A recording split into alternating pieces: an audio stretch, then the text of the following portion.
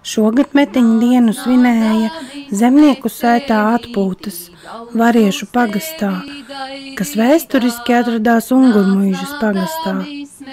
Tādēļ pieraksties un spiedīkšķi uz augšu, lai vēl redzētu video par latviešiem. Noteikti komentēja, kas visvairāk patika metiņu dienas svinībās. Paldies tiem, kuri jau to izdarījuši. Latviešu gadskārtā pēc seno laiku kalendāra metiņus svin starp ziemas un pavasara saulgriežiem. Izplatītākā metiņu dienas svinēšana ir 7. otrdienā pirms lieldienām. Metiņu dienu sauc arī par miestmeti, pīrāgu dienu, vastlāvi, aizgavēņiem.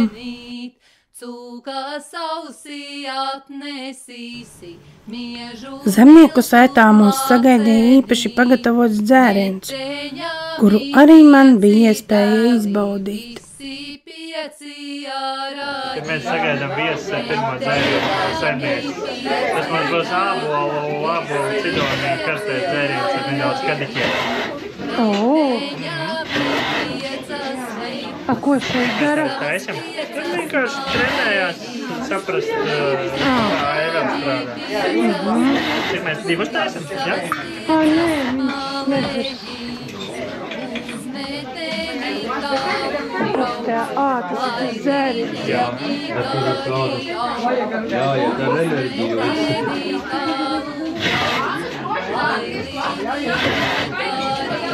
Vienu mēs taisam? Jā, vienu.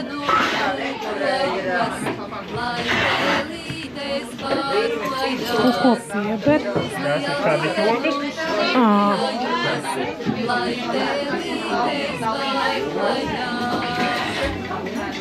Kādi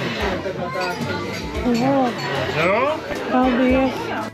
Latviešu kultūrā izsenis kadiķis tika uzskatīts par svētu koku, kas attīra un pasargā no ļaunuma.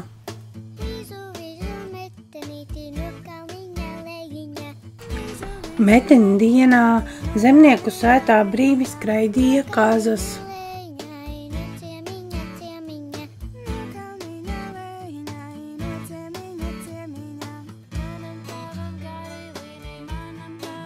Tā doma bija tāda, izlaist viņus ārā pirmām kārtām, lai viņi izskraidās, lai bērniem ir interesantāk. Jo tādiem pilsētas bērniem viņiem taču ar kazu ieraugu viņam dienu izdevušies.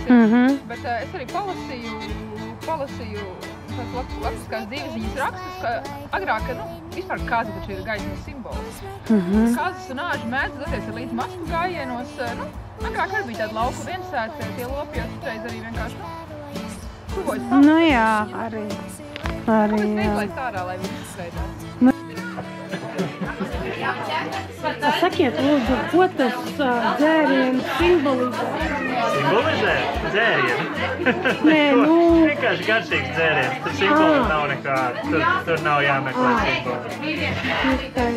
Noteikti no folkloras kopas noteikti varētu izstāstīt, ko latviešu tautā simbolizē kadiķis,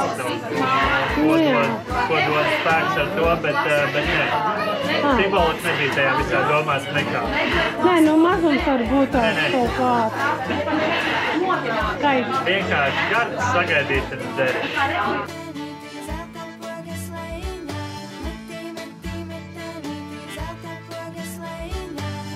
Metiņdienā pēdējo reizi iet ķekatās uz kaimiņu mājām, jo budeļi nes mājai svētību un auglību.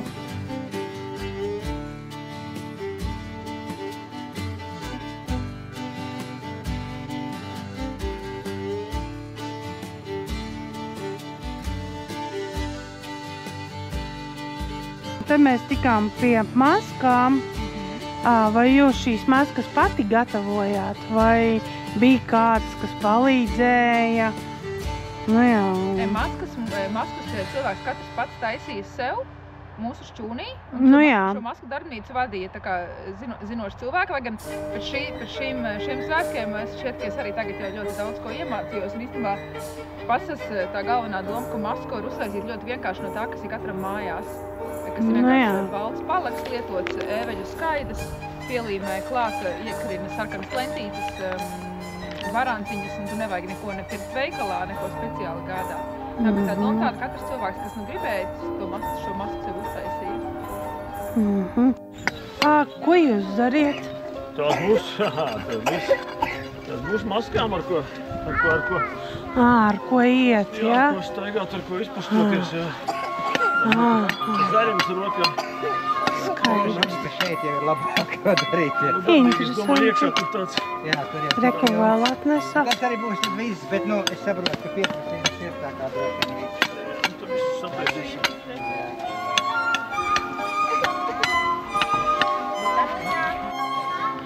Reku šitāds izrotās ir ar barankām, lentītēm, sarkanām.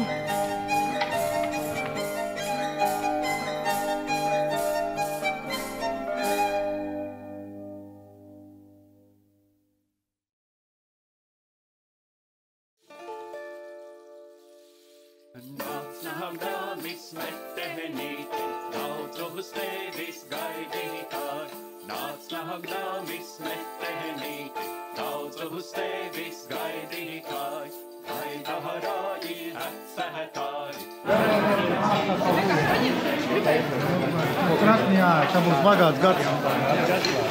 Makaronis. Varat pastāstīt kaut ko par šo? Jā? Ko es varu? Kāpēc makaroni tieši? Tāpēc, kad saimniece tā vēlēja. Makaronis pat taisa. Lūdzu? Jau pāri. Viņa pati taisa makarons un lielo gaļiņu, viņa pati to tomātu pastu visu taisa. Es jau tikai izpildītājs. Metiņos klāja baltu vai dzeltenu galdoltu.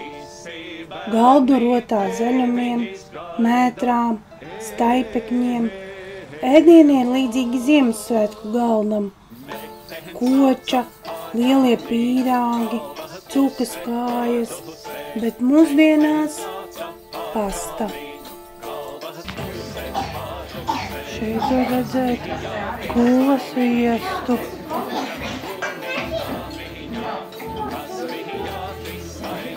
Burkas saliktas. Rekus viests. Sakults.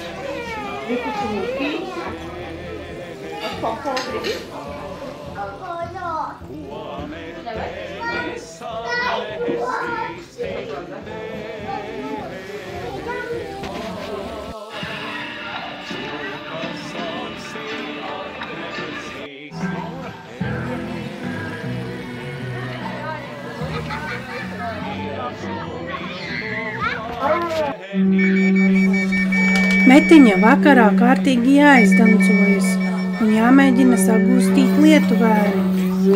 To var izdarīt vienkārši. Visiem mājiniekiem jāsanāk ar žvadzekļiem rokās un jātaisa iespējami lielāks troksnis.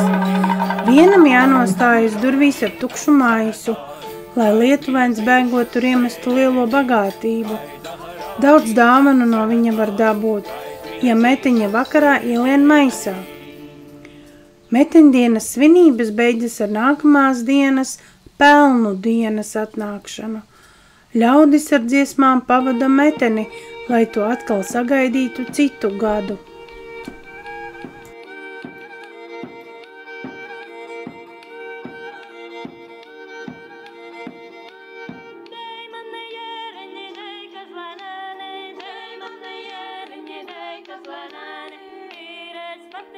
Meteni šā vakarā